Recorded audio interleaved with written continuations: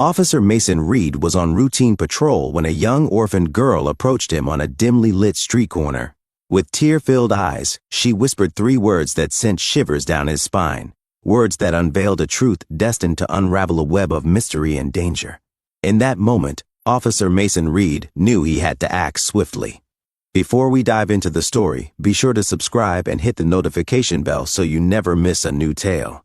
Please also let us know where you're listening from. This situation was unlike anything Officer Mason Reed had ever encountered.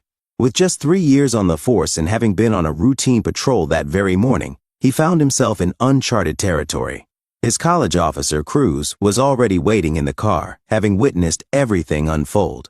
She quickly moved over to join Mason Reed and the little girl, assuring them that she would scout the area to determine where the girl might have come from. Perhaps her parents were still in the vicinity, and she had merely become lost.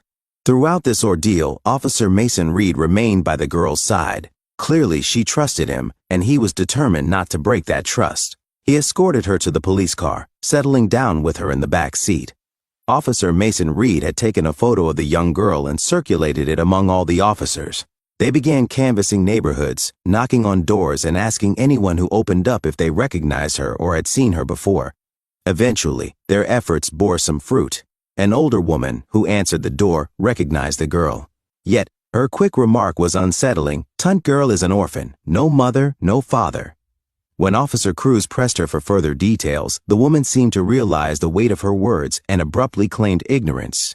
The more Cruz tried to extract information, the more agitated the woman became until she slammed the door in her face. Officer Cruz realized that to extract more information from this woman, she would either have to detain her or secure a search warrant to comb through the house. For the time being, their search had stalled. Although they had learned a few things, the origin of the girl remained a mystery. If she truly were an orphan, where had she been all this time? If she were living on the streets, she would likely have been noticed much sooner. Who had cared for her then? Reporting her findings back to Mason Reed, who was still waiting with the girl in the back of the police car, Cruz explained that they needed to take her to the station for further questioning. During the ride, the 2 officers discussed their next steps. They agreed that a citywide alert was necessary, one that would broadcast the girl's picture and urge her caretaker to come forward immediately. But what if this didn't yield any leads? Would they have to surrender her to the foster care system? Upon returning to the station, Officer Mason Reed and Cruz swiftly initiated a citywide alert, releasing the image across various platforms. As the picture circulated, the station was inundated with calls, each one a potential lead to solving the mystery of the girl's origins, though many only deepened the confusion. An anonymous tip eventually redirected them to a wealthy neighborhood, with its pristine lawns and sprawling estates, a stark contrast to the shadowy street where the girl had been found. In this polished environment, the residents were courteous, yet there was a palpable air of skepticism in their responses. How could a girl so unknown exist in a community where neighbors were so interconnected? Back at the station, Mason Reed and Cruz scrutinized maps and records, searching for any possible link between the girl and this upscale area. The absence of any connection only intensified the mystery. Driving through the wealthy neighborhood once again, a sudden sharp intake of breath from the girl caught Officer Mason Reed's attention. As they passed a particularly grand mansion, her eyes widened, and her small hands balled into fists. This reaction piqued both officers' interest. Was there a hidden link between the girl and that opulent residence? Seizing the opportunity, they approached the mansion and were greeted by its owner, a well-known figure in the community. He welcomed them with a polished display of concern, but when presented with the girl's photo, he swiftly denied any familiarity with her. During their conversation, as they continued their questioning, Mason Reed and Cruz couldn't shake a growing suspicion. Using the guise of a routine inquiry, they asked for a tour of the mansion. As they strolled through its luxurious halls, they kept a watchful eye on the girl, who remained silent but visibly tense. Every glance she cast around the mansion hinted at a story untold. Leaving the mansion with more questions than answers, Mason Reed and Cruz felt a deepening uncertainty. The owner's slick denial, coupled with the girl's silent yet telling reactions, presented a puzzle that simply would not fit together neatly.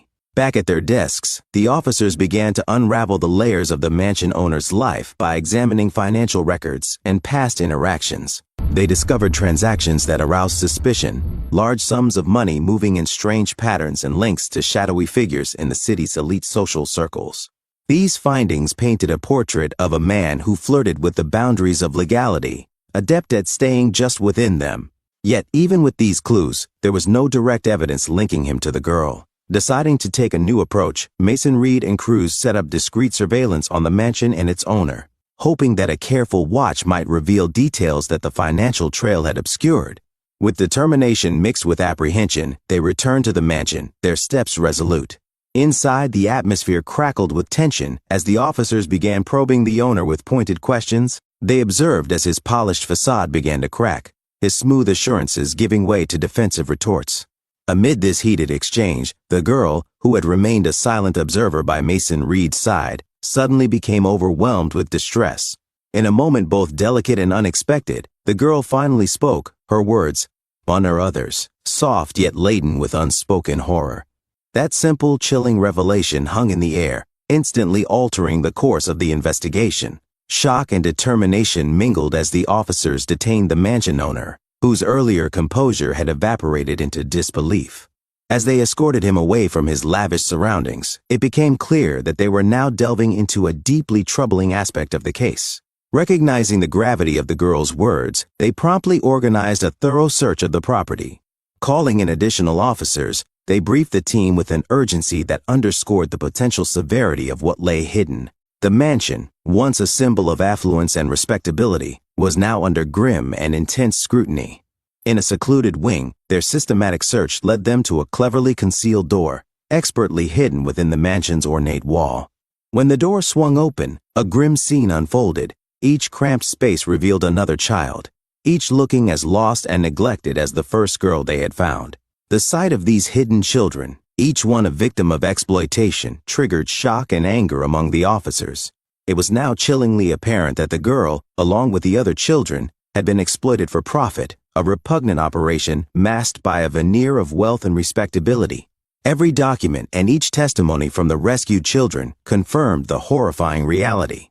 The mansion owner was implicated in running a sinister operation, exploiting vulnerable children for financial gain.